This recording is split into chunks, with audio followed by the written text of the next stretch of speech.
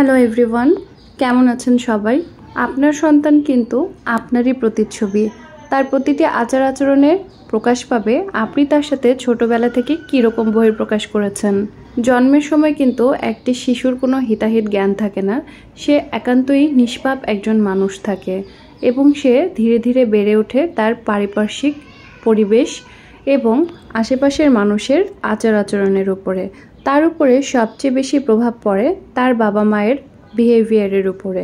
সুতরাং আপনি যতই ব্যস্ত থাকুন না কেন, সন্তানকে একটি কোয়ালিটি টাইম দেওয়ার জন্য অবশ্যই একটি নির্দিষ্ট সময় বেছে নেবেন। দৈনন্দিন জীবনে যত কাজ যত ব্যস্ততায় থাকুক না কেন, আমি আর আমার বর বাবুকে অবশ্যই পর্যাপ্ত সময় দেওয়ার চেষ্টা করি। আজকে বাবুর আব্বু ঢাকায় চলে গেল আমাদেরকে রেখেই, কারণ ওনার ডিউটি পড়েছে। আমরা যেহেতু ফ্রি আছি, বাবুকে আজকে আমার টাইম এবং ওর আব্বুর টাইম দুটোই দিতে হচ্ছে। বাচ্চারাও কিন্তু লোনলি ফিল করে এবং মেডিকেলে এখন একটি সাবজেক্টের উপরে খুবই গুরুতরভাবে প্রাধান্য দেওয়া হচ্ছে, সেটি হচ্ছে চাইল্ডহুড সাইকিয়াট্রি। বাচ্চাদের আবার সাইকোলজি কি তাই মনে হচ্ছে তো?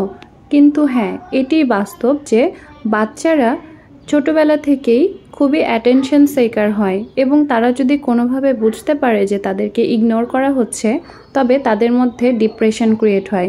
সেটি একদম ছোটবেলা থেকেই ক্রিয়েট হতে পারে। এখনকার যুগ যেহেতু অনেক বেশি ব্যস্ত হয়ে পড়েছে এবং পরিবারগুলো একক পরিবার হয়ে গেছে, বাচ্চারা খুবই একাকিত্ব বোধ করে। আজকে বাবুকে সময় দিচ্ছি একটু ভিন্নভাবে, যেখানে মা ছেলের রেস হয়ে গেলেই বা ক্ষতি কী? তুই জিতে গেলে তো জিতে যাই আমি। সাথে আছে বাবুর কিছু কাজিনস এবং চাচুরা, যাদের সাথে প্রতিনিয়ত হেসে খুলে আমার শিশুটি বড় হচ্ছে। বাচ্চাদের মানসিক বিকাশের জন্য প্রয়োজন তাকে অনেক অনেক বেশি সময় দেওয়া। মোবাইলকে যে পরিমাণ সময় দেন তার 1%ও আপনার শিশুকে দিচ্ছেন কি? প্রশ্ন আসতে পারে আমার দিকে। আমি যেহেতু একজন ব্লগার, একই সাথে ডক্টর এবং পার্ট টাইম বিজনেসম্যান, সো আমি কিন্তু মোবাইলের সময় দিই যখন শুধুমাত্র আমার শিশু ঘুমিয়ে থাকে, ঠিক তখনই। এবং আমরা চেষ্টা করি শিশুর মানসিক বিকাশের জন্য তার আশেপাশের মানুষদের কাছ থেকেও মোবাইলটি দূরে রাখতে, কেননা এখনকার শিশুদের মধ্যে সবচেয়ে বেশি মোবাইল আসক্তিটা দেখা যাচ্ছে, যাতে করে শিশুদের মানসিক এবং শারীরিক বিকাশে বাধাগ্রস্ত হচ্ছে।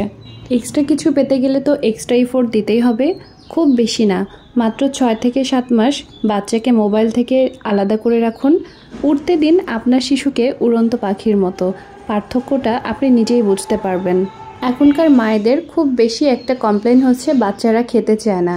অ্যাক্টিভভাবে আপনার বাচ্চা খেলছে তো, যে তার ক্ষুধা লাগবে, বাচ্চাকে খেলতে দিন, সে অবশ্যই খাবে। যখন কোনো উপায় খুঁজে পাবেন না, তখন চলে যাবেন নিজের শৈশবে, যে আপনি ছোটবেলায় কি করেছিলেন। আপনার শৈশবের মতোই সুন্দর হোক আপনার শিশুটির শৈশবকাল। মোবাইল যেন আমাদেরকে গ্রাস করে না ফেলে।